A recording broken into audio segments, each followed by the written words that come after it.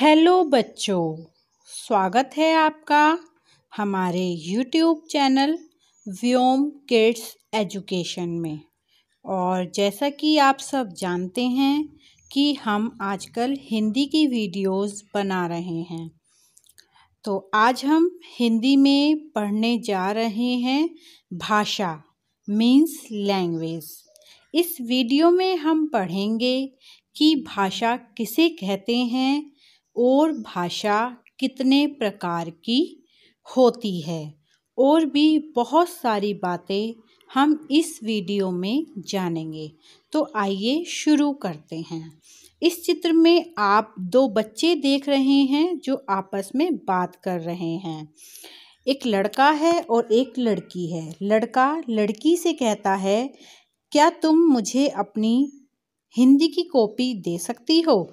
लड़की कहती है, हाँ अजय, पर क्यों? लड़का कहता है, मेरा कुछ काम छूट गया है। लड़की कहती है, ठीक है। तो इस चित्र में आप दो बच्चों को मुंह से बात करते हुए देख रहे हैं।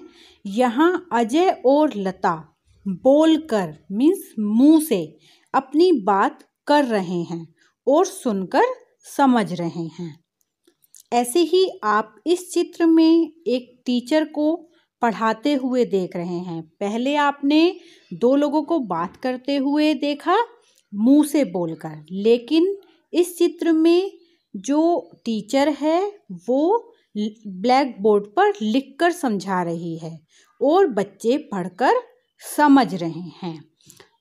तो भाषा बोलकर, सुनकर, लिखकर और पढ़कर मन की बात एक दूसरे को समझाना ही भाषा है।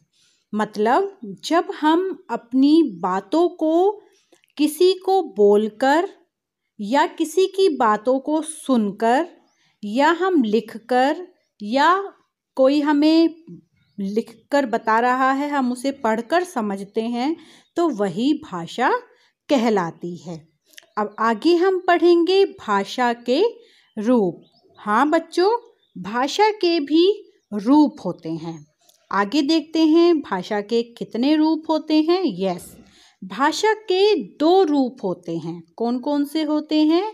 नंबर 1 मौखिक भाषा एंड नंबर 2 लिखित भाषा। सबसे पहले हम पढ़ेंगे मौखिक भाषा। मौखिक भाषा किसे कहते हैं? बोलकर अपनी बात दूसरों तक पहुंचाना और सुनकर समझना मौखिक भाषा है। मीन्स ओरल लैंग्वेज, जिसमें हम अपने मुंह का इस्तेमाल करते हैं दूसरे को अपनी बात समझाने के लिए, वह हमारी मौखिक भाषा कहलाती है। उदाहरण, FM रेडियो सुनना। जब हम FM रेडियो सुनते हैं तो वो ओरल में हमें सुनाई देता है और उसे सुनकर हम समझते हैं। या जब हम किसी से मोबाइल पर बात करते हैं तो हम ओरल वे में बात करते हैं। तो ये दोनों उदाहरण हमारे मौखिक भाषा के हैं। इसमें हम मुंह का इस्तेमाल करते हैं और सुनकर बातों को समझते हैं। सेकंड वन लिखित भाषा। लिखित भाषा किसे कहते हैं? जिस भाषा को लिखकर, पढ़कर अपनी बात एक दूसरे तक पहुंचाते हैं उसे लिखित भाषा कहा जाता है। पहले हम मुंह का इस्तेमाल करते थे और अब हम लिखित भाषा में लिखकर या पढ़कर अपनी बात एक दूसरे को पहुंचाएंगे, तो वह लिखित भाषा होगी। जैसे बच्चों, जब आप कॉपी में अपना होमवर्क करते हैं तो आप रिटन वे में अपना होमवर्क करते हैं और टीचर उस रिटन वर्क को पढ़कर आपकी नोटबुक चेक करती हैं। या पुस्तक पढ़ना, आप रिटन वे में पुस्तक लिखी होती है आप उसे पढ़ते हैं, वो आपका लिखित भाषा का उदाहरण है। या फिर पत्र लिखना। पत्र लिखना भी लिखित भाषा ही यूज़ होती है पत्र लिखने में, और जिसको आप पत्र लिखते हैं वह लिखे हुए वर्णों को, लिखी हुई बात को पढ़कर ही समझता है। आगे देखिए, इस चित्र में हम संकेत या इशारों से भी अपनी बात दूसरों को समझा सकते हैं।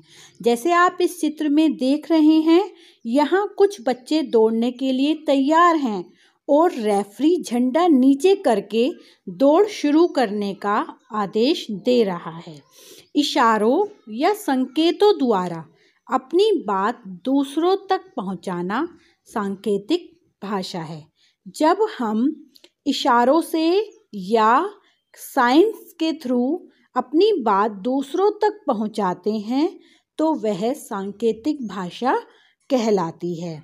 आगे देखते हैं इनके क्या क्या उदाहरण होते हैं।